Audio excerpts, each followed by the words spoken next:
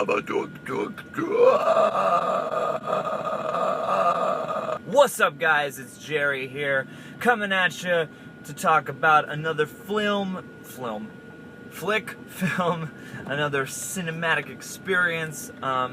Just recently I saw a movie called The Babadook, a movie that has gotten a lot of notoriety lately. It's an Australian production, I believe, written and directed by a woman called Jennifer Kent, and let's get into this, because this is an interesting flick, man.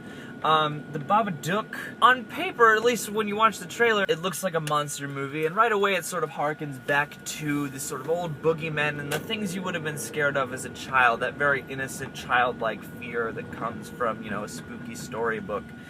And while that is certainly at least an element of this movie, it's actually, there's a lot more to it than just being a monster movie. So this sort of sets around a single mother and her son. The mother played by Essie Davis, the son played by Noah Wiseman. And it sort of just chronicles their relationship and her troubled emotional state. You know, she lost her husband giving birth to, you know, her son, and now she's been raising him ever since. And this movie, above all else, you know, sort of explores the mental and emotional toll this has taken on her. And, God, it's fascinating. You know, this movie is a great example of, okay, there are certain horror movies that are really good horror movies. And there are other horror movies that are really good horror movies, but also just really good films. And I think this is the latter. This is both a great horror movie and a great film in general. This movie is a very personal story, and every aspect of the way it's put together is composed and seems to have some thought behind it. This movie is very kind of oppressively captured, very claustrophobic. You know, the camera work is great, the shots and everything, the cinematography, the use of sound, not only with the score and the music, which is great, but also the use of sound effects, the build-up, and then, you know, cuts to immediate silence to create a sort of a jarring effect on the audience is all really great.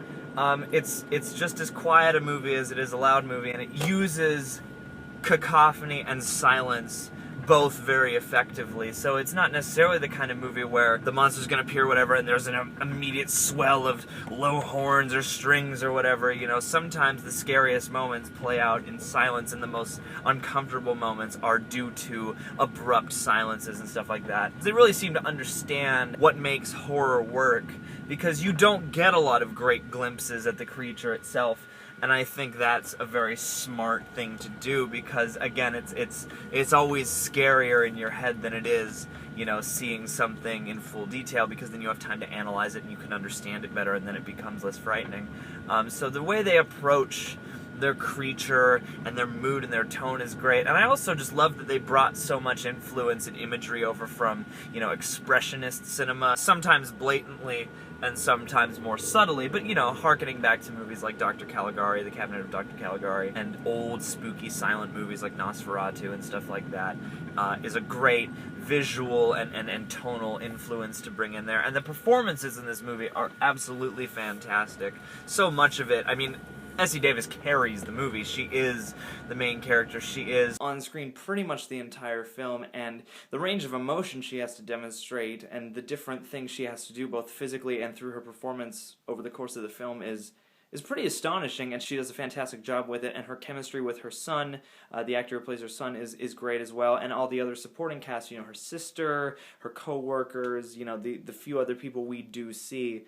She really carries this movie and really throws herself wholeheartedly into a tough, sort of no-holds-barred, unglamorous role, you know, and it's fantastic. And I mean, the performance by Noah Wiseman, by the little boy, is fantastic. I mean, with the amount of stuff he has to do, because he's on screen, you know, with his mom a good portion of the time in this movie, and, you know, from the dialogue, you know, just the basic acting stuff, the delivery of dialogue, but also just the contortions and the moments where he's like freaking out and making these faces and stuff like that, and it all comes across really naturally, and it's sometimes really disturbing in a sort of strange way. So the son, I mean, he's already got a very distinctive, you know, facial structure, very distinctive look. There's a lot this kid has to do, and he's really convincing and really great playing off of Essie Davis. I mean, Jennifer Kent pulled a great performance out of these actors, and this movie,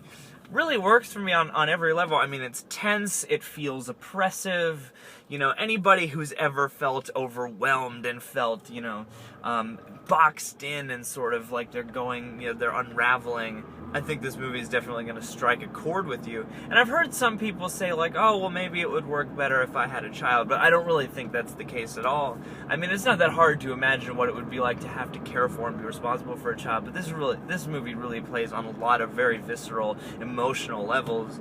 And that's sort of what makes this a great film to me, as well as a great horror film, because it's not really about the monster so much. I mean, the Babadook, the concept of the Babadook does play, you know, a big part, but it's about a lot more than that, and what makes the monster scary and the true nature of the monster is rooted in deeper things than just like, oh, spooky storybook.